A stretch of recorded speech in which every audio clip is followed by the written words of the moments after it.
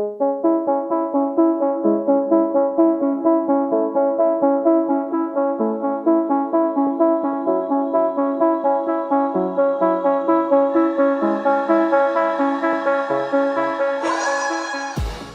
and welcome to the Blackout Podcast, where I get to talk to amazing people who do amazing things. And today I have amazing, awesome, cool Ugochi West, my sister, someone that has all these weird, creative ideas. And I'm glad to have you on the podcast today. Thank you for having me. Okay, I remember I was on LinkedIn and then I saw like some posts and I was like, who is this person? I need to know. Obviously the name is Nigerian. And I'm like, I need to know the person. I reached out to you. First off, thanks for being super receptive of my random message. But like, secondly, what was your, I guess, immigrant journey to Canada? Okay, so my journey to Canada started, I think, in 2019.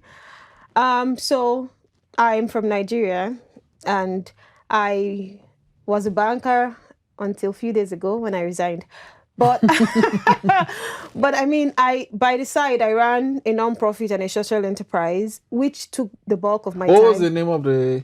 The name is Alvana's Legacy for Africa. Okay. I'll get into that detail some other time. So, okay. We started off as an enterprise that just helped girls and women be more than just hoping to get married someday, going to school and stuff. So we helped them to just, okay, what do you want more than this? Eventually, we found out that it's not just about a change of mindset and maybe hooking them up with a mentor. They needed like seed funding. And so we now became a social enterprise, help them raise funds, help them push their businesses, But there was always a limit to which they can get to. And I couldn't do much for them because I wasn't really qualified. So you want to reach out to people, they're like, what is your qualification? You're just a banker. And so I said, okay, maybe I should get a degree or something in entrepreneurship. And then I started looking for a master's in entrepreneurship and innovation because the goal is to innovate. So I stumbled on St. Mary's University, Halifax, and then University of Wollongong, Australia. Got into both, but because of the distance to Australia, I chose, and I mean the receptiveness of Canadians, I chose Canada. That was in 2019 before COVID. Right. And so I said, I'm not cut out for anything in the heat of COVID. So I deferred and then came after the pandemic in 2021. And I'm here. Actually, before we jump into that, I'm curious now. It's been a few years since COVID started and all. How was it like in the thick of things at like March 2020, once the lockdown was happening? How was that experience for you? So March 2020, I was pregnant. Oh, wow. Wow. So it was crazy because you couldn't do anything. You couldn't even go to the hospital because you're scared of contracting COVID. And yet you couldn't go to work. So I was pretty much on house arrest. And because I'm not someone that likes to sit still, it was a trying time for me. So I started like online videos, mentorships, anything I could get my hand on to just keep myself busy. But it also helped me because it helped me stay safe. Because if I was going out to work, I might have contracted COVID and then all the complications. So it was a trying time, but I guess it taught me a couple of things, that life is bigger than the hustle and bustle. Sometimes just taking time to reflect really teaches you what is important in life. Yeah, no, it was an experience for me. But I guess, there were some not so good things that happened during at least the thick of things during COVID with, people dying, a lot of people dying. But for me, it was also an opportunity for Reflection. Yeah, exactly. Just taking it in. Also, I watch a lot of TV. But yeah. So, 2021, right? You moved here in house St. Mary's? Yeah. I came in October 2021. Yeah, I came in through Moncton Doe. I stayed in a friend's place before I moved to Halifax. Yeah, St. Mary's. And then our classes were still online, but we were preparing for the internship. So you needed to be on ground to get all your qualifications, the SIN and everything to apply for jobs. So And your internship was where? St. Mary's University, School of Oh, Business. Yes. wow. What did it involve? My internship was I was a business consultant for technology and strategy improvement. So um, I wanted to do my internship at a startup or an entrepreneurship firm. I tried to get one, but some things happened, and I actually had a promise almost signed and sealed. So I relaxed, and then it didn't go through. So I decided to strategize and look for a problem to solve. So in the School of Business, they were running like a legacy system of data collection, data storage, which was very difficult for the staff and the students. And so I wrote In an what way was it difficult for them? so for like they were using Excel for information collection. I'm sorry. Excel. No. Yes. So Whoa. I mean, students will send stuff through email. So imagine my class. So like there's someone that's literally entering this data.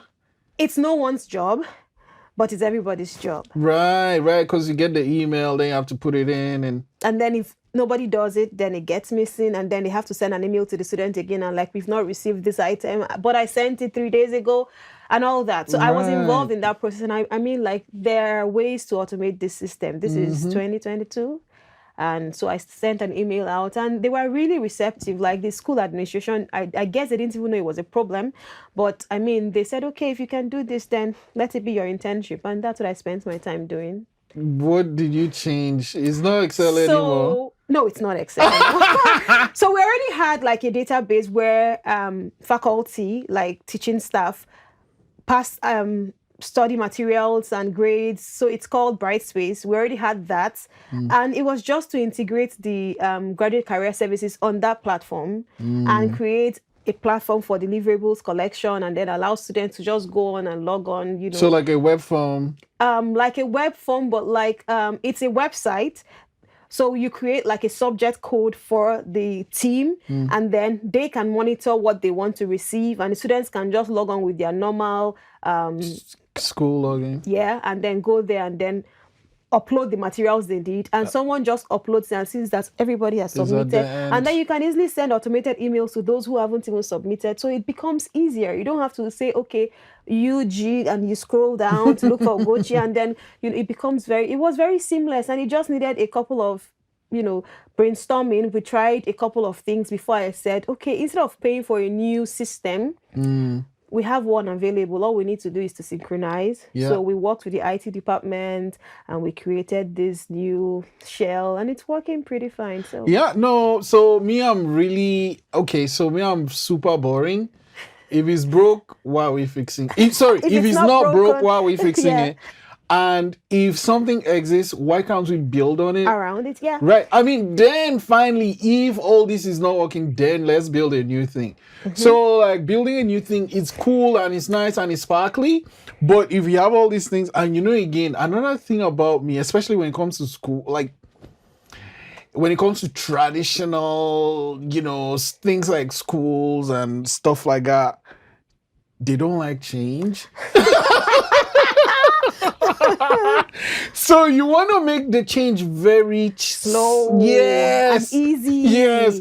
So it's like, you can do this, and they're like, oh, it's working. And then you move to the next one, and you move to the next one. I think another challenge is that sometimes, even though it's stressful, staff are just used to stress, because I can't imagine having 10 deliverables and having 43 students and having them send it through email. But they were used to it. It's like, this is how it should be. I can't do this. It can be easier. So let's rewind a bit. You say you're a banker until a few days ago. Why did you get into banking? Oh my God. And why did it end a few days ago? Why did I get into banking? It was, first of all, I never dreamt of being a banker. So initially, What did you want to be growing up? Oh my God, gifted hands, a doctor. Oh, why? Well, gifted hands. Wait, is that what Ugochi means? No. I read the book. Oh my God. Hands. Yeah, everybody read that freaking Yes. book. Yep. I read the book while I was in secondary school, and then I made like, I can make a difference. I can be a doctor. So I went into school. I wanted to get into medicine. I couldn't. So I went into microbiology, still trying to get into medicine afterwards. Right. So I got into medicine in my final year in microbiology. And my dad was like, just finish this and then we can think of medicine. And then when I was done, I went for my NYSC, which is like a 1 year. I fucking hate that thing. You know, one thing I told myself, I said I was never going to do it. But did you? No. Why? Why would I do? I don't get the point. Like, explain to me what the point of that thing is. Well, there's no point.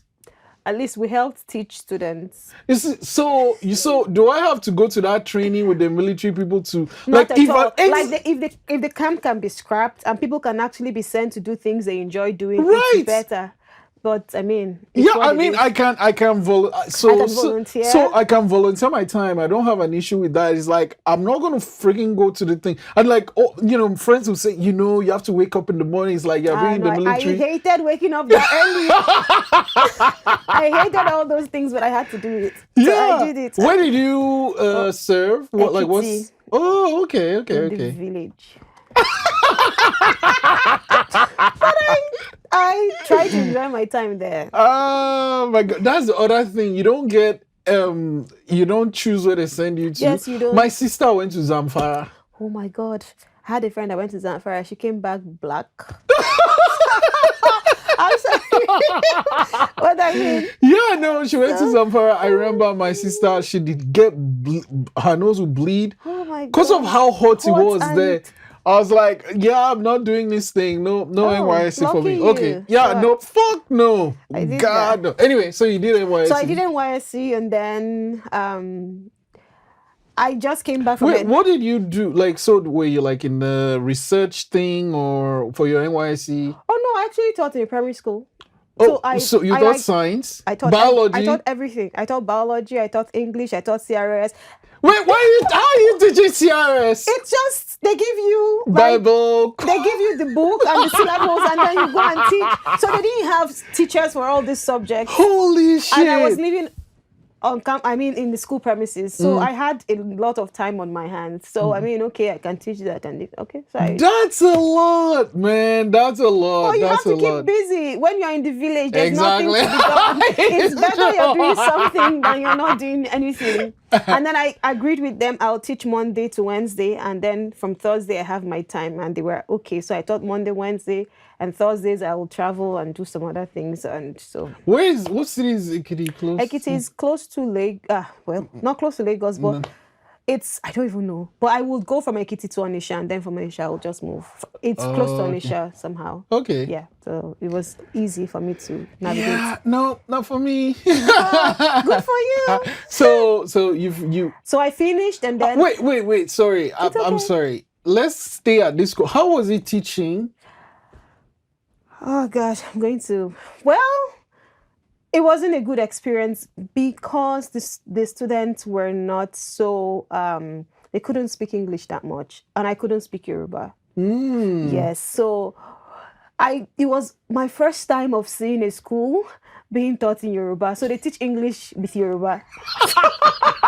It was difficult, but then I got a student who understood English. And so your student was the go-between. Yeah, so my goal there was as many students as I can get to learn English better before I left, the better. So I did that. I was doing like a small club. So that was your first. Yeah. Wow, you just like helping people, eh? Was that when the idea for your non-profit started? Oh no. So my non-profit is named after my friend who died during the Dana air crash in 2016. Is that the one where the pastor's wife also died? Yes. So I had a friend that died. Yeah. That was crazy. That was, and it was literally when they were landing. Yes. So she had the idea. She would also always try to tell females that she was a lawyer. So she hated seeing girls who all they are dreaming about is, okay, when did I get married? She wanted people to do more, believe in themselves more.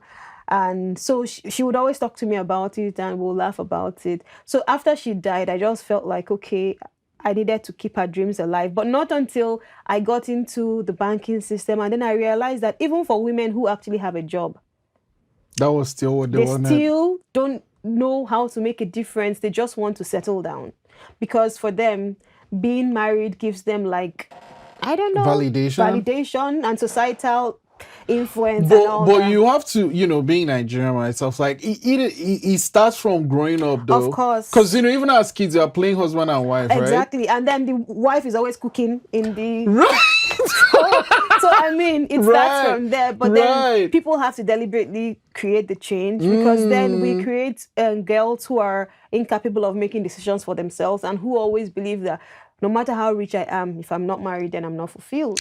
Yeah, you know that. Yeah, that part. That is so true. That is so true. Because people that are like successful and still like, oh fuck, I'm X years old. I'm I'm not not married, I married. don't have a child, Yeah. and all that. So that's how it started. And then we tried to move it a notch. And then we realized that, okay, focusing, in fact, focusing on just the females now gives the females some sort of responsibility in quotes to now become providers. So we have to try to help the boys also believe that you have to also sit up. So we said, okay, no longer just girls, everybody just come in. And then we started that. So my job was now like a resource. So I was pretty much funding everything I was doing with my friends. So after my Mandela Washington Fellowship, I realized, okay, See, you can't be just jump I'm like. answering your question Yeah, as you're no, but asking but like them. but like So you're just over flying over some important things like Mandela Washington Fellowship. That's not a small thing. But anyway, okay, go on. yeah, so during the fellowship, I met people doing amazing things, and a couple of them would get grants from entities that support things they were doing. And I'm like, okay, this is possible. I could do this. But then working in a bank is very stressful, especially if you're in operations. So I didn't have time anymore, and I had to choose. Initially, when I got the job, I told myself I'll stay here 3 years, maximum 5 years, and then I'll leave. But I mean, when you start making money, it feels good. So I couldn't leave. I just tried to balance things off. But at a point, passion overtook, finances. And I told myself, okay, if I can get funding for this thing, then I don't need this job.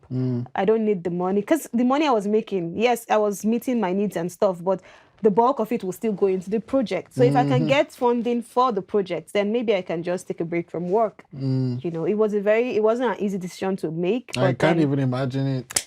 I had to make that. And then rather than just resigning, the risk averse part of me said, just take leave of absence. And then when you feel like you're comfortable, you are sure you're making the right decision, then you resign. Okay. Yeah. So we'll get to the fellowship, but what made you think, or did you have a set number or criteria that if this happens, this happens, this happens, then I can get off my leave of absence? Not really. I just felt like I had a goal for my master's. I actually came to do my master's program because of two of my lecturers, because I did research on them, and then one is a professor of venture capital, which is something I'm interested in, and the other one is actually a businesswoman. She deals in blockchain gold. So I'm like, okay, I can learn from these people.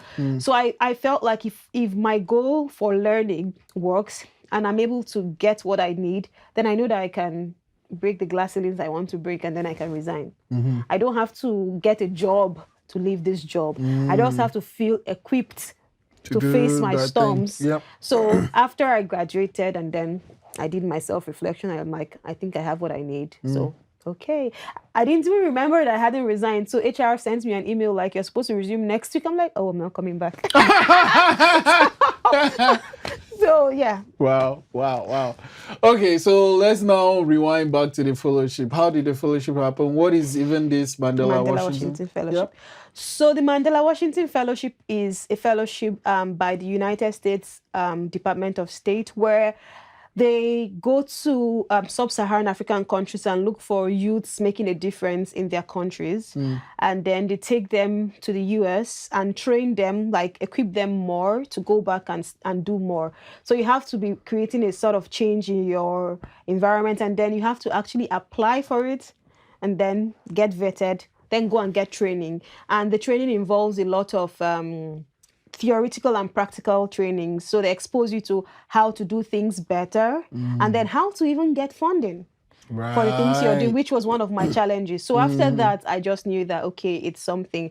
And I had an outreach in Yobe State in the heat of Boko Haram. So I'm sorry. yeah. What are So you looking for there? You're not no, so you know, because it's women right. empowerment, I had to do something for family planning and actually helping the girls and women there know that they can make money themselves. You don't have to just sit at home.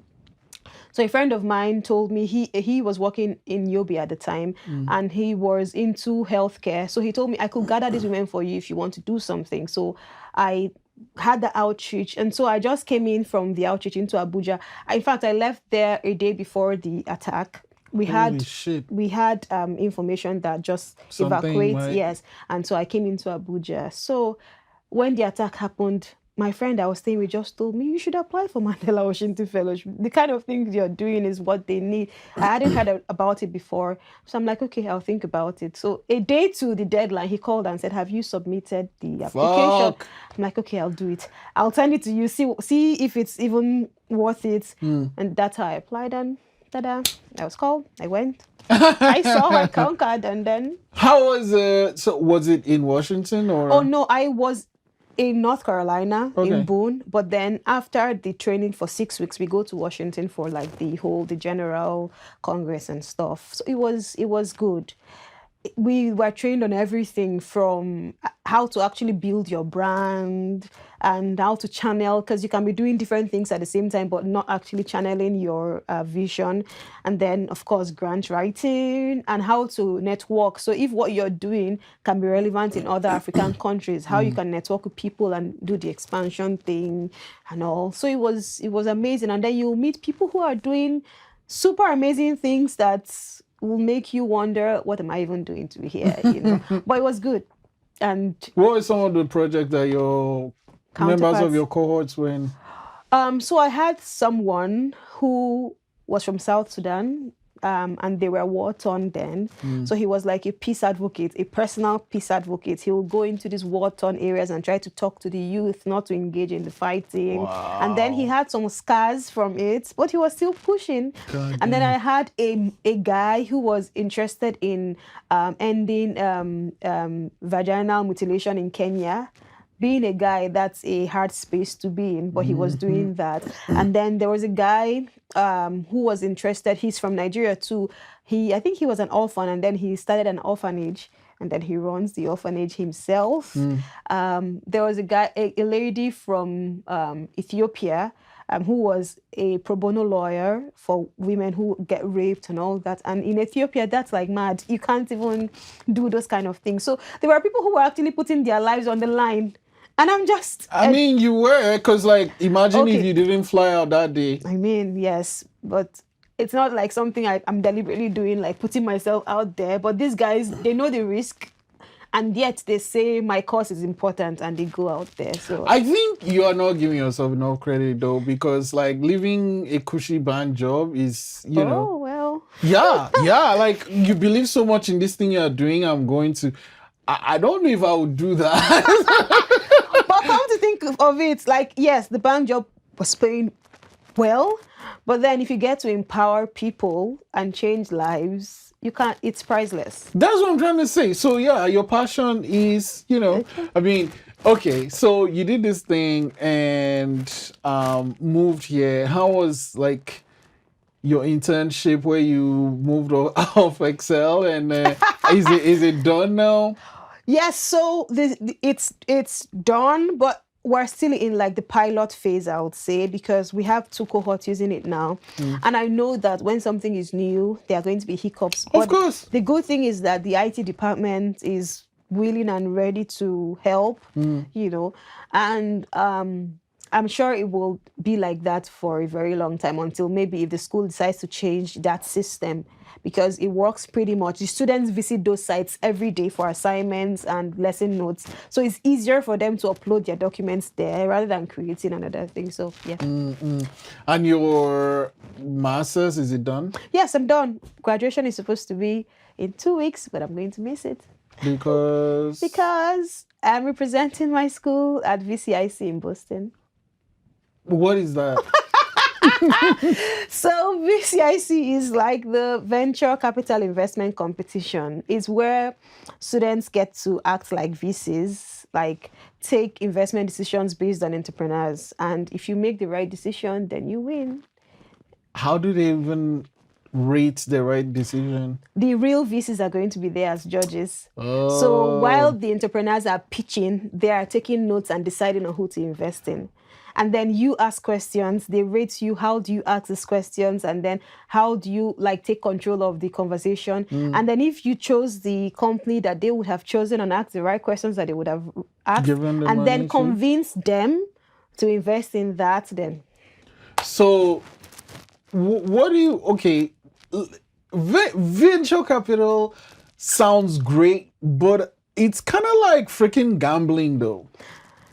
it may be gambling. Because like, you know, It's for every Facebook, there's like, oh, of course. So that's the good thing about it. You know, the money you're investing isn't even your money. It's money from people who have made money and then have spare change. and they're like, And then you get to gamble, but out of 10, you can get 2 unicorns. And those unicorns make up for the losses of the 8.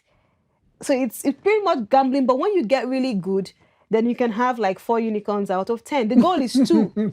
there's a TV show I watch, and it's finished now. It's called Silicon Valley. I don't know if you Okay. know this, but it's essentially about What they Silicon do, yeah. Valley, you know, like how they make money. And I'm like, some people say some of the things in this, because it's a comedy, some of the things is true. And I'm like, it's crazy. Why would you want to be a venture capitalist?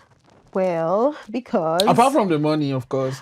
because I don't even think the people, yes, they are investing because of profits, but it's like giving back.